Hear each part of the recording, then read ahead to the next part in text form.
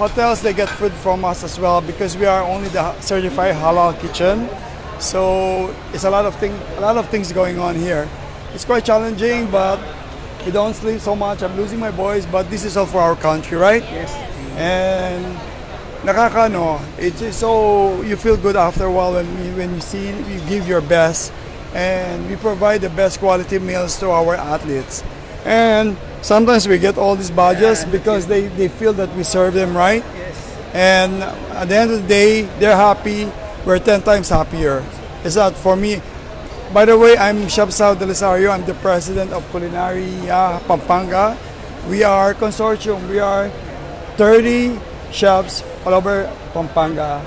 And we've been planning this for a year now. I'm almost a year, last February. We've been doing menu planning. We work together with nutritionists. Because we're halal certificates, everyone has gone through halal certification as well. The kitchen this place is 100% halal. The strictest halal you could find. We're certified by Malaysian government and Saudi Arabia. When you say Saudi Arabia, the standard is very high. Now, another key factor in the catering is the sanitation. We are the fisco, and on our part, we call them police or contrabida because these are the policemen who would catch us when we're not doing the right thing. For example, the temperature of food, the quality of food, the texture of food, the color of the food. So every 4 hours, they check on the food, and the lifespan of food 4 hours, we show everything. All right. Not only we cater to our Muslim brothers, we cater all over the world, like coaches coming from different countries. And the nice thing, some are ang daming special diet like gluten-free, vegetarian, kosher. We have to deal with that. But in the end, we're the hosts and we have to do our part so that people see us that we are prepared, and we are prepared, and we win as one. Correct. Sir, kamusta po? 24/7 naman po ba tayo dito? Yes, we are 24 hours. We have breakfast, snack, lunch, snack, dinner, mini snack, all throughout, and then breakfast ulit. So that means non-stop action. We hired hundreds, if not thousands, employees, from chefs, students. The only time we hire students, not only because we want workforce, but we want them to prepare sometime the next future that they're the mainstream, they will be the frontliners, and they learn a lot also from different culture. I think the essence of this is not just sports, but getting to know our brothers and neighboring countries. Am I shouting? Because I'm losing my voice. I'm sorry. Sir, may mga bansa po ba na nagre-request na, Chef, pwede po bang lutuan niyo po kami ng ganito? Yes, but we have to be very careful because if we want one request, we have to grant everyone, right? Yes. So, for example, I won't mention a country. They want shop pao in the menu. We give everyone shop pao. Okay. The Thais, they want yogurt in the morning. We give them yogurt in the morning. Everyone gets yogurt. They want toaster. They want their breads hot. We provide 10 toasters. Even water is filtered and halal. Even soy sauce is halal. Everything is halal. And that is our, when you enter the kitchen, we're like ninjas, we're all covered. But it's nice. Because I've been in the business for 35 years. I've never done such thing this is really a world-class facility. It's a world-class food. And Philippines can.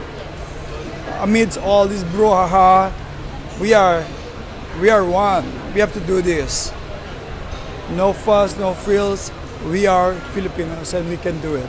So i-clarify lang po natin, Chef, yung nababalita po na nagkukulang daw ang SeaGames ng pagkain sa mga athletes. So okay, honestly, I couldn't speak for myself because there are probably 20 caterers, the whole entire thing. We are just catering for the region and some Pampanga area. And as you can see, we have lots of food, and you can even ask people around here. We change the menu every day. We change, nothing repeats, except like for rice. right? Or breakfast, we have hash brown or garlic fried rice. I can speak for myself, but I think everyone wants to give their 100%. We cannot please everyone, but we just give the best. But I hope there's nothing political or something like that, because we are all Filipinos. We have to be one. That's why the logo is we win as one. And dito wala nagugutom. I could vouch. I could put my neck on a chopping block.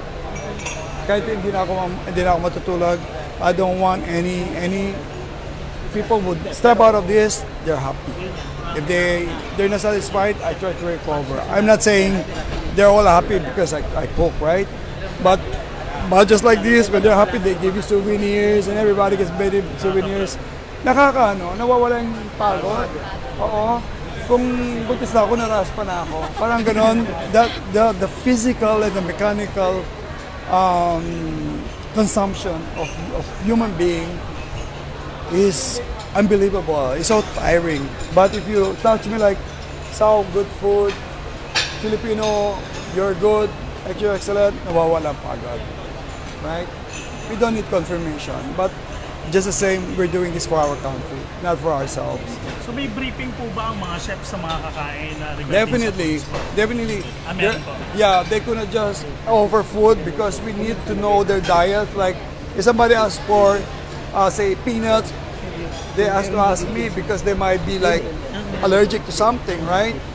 I have to personally attend to my diet, what do you call this? Diet requirements. Ako mismo, not all my chefs. We have a hierarchy, which is like an organizational chart. We have to go through a lot of process. Even you guys, you can come to me, Sao, even you're my friend, Sao, can I interview you? I have to go to the boss, right? Because media, nakatutok sa amin. We're being magnified as one mistake, kalat, diba? But, that's life. That's what media, it's either make you or break you, right? So, we just have to be sensitive about others' opinion as well.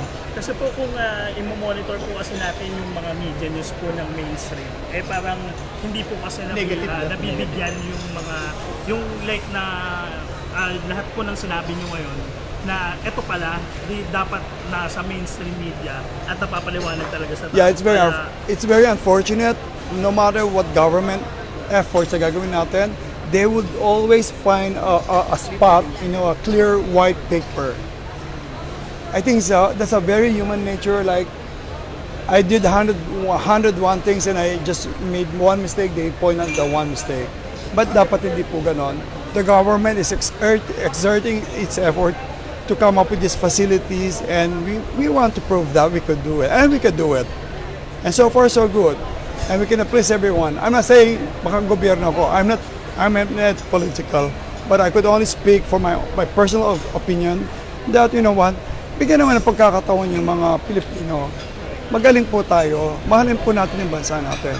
Okay, iyak na ako. Diba? Chef, isang question po sa Yes, ma'am. Yes, sir. Chef, ito lang. Kasi may article yung South China Morning Post.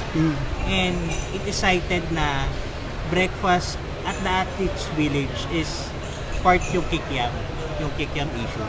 So, is it true na kasama siya dito sa... No, we never serve kikiam. Yun. Kasi, I think on the record, the kikiam was served in Manila. But, And it's not kikiam. I heard it's chicken sausage. It was not served. That is funny. They thought it was served kikiam. No kikiam here, please. There's nothing wrong with kikiam at all, unless it's pork. But I never serve kikiam at all. I think that's very misleading. No, that's not true. So at least na-confirm lang namin na kasi based dun sa article, nagsiserve kayo. So wala talaga dito. I think there are confusion, and then there is like parang along the road, there's nagkakaiba-iba na. Like, kunyari nagkasakit sa ganon, sa iba patay na. Tama? Di ba? Nangyari dito, nangyari pa doon. Uod pa lang, snake na doon. Right? That thing happened in Manila. Yes. But it was, and in my defense to them, it's not kikiam at all, it's just chicken sausage. is Sa confirmed. kawawa naman yung mga they give their all. And then you put him down and you know you ruin everything.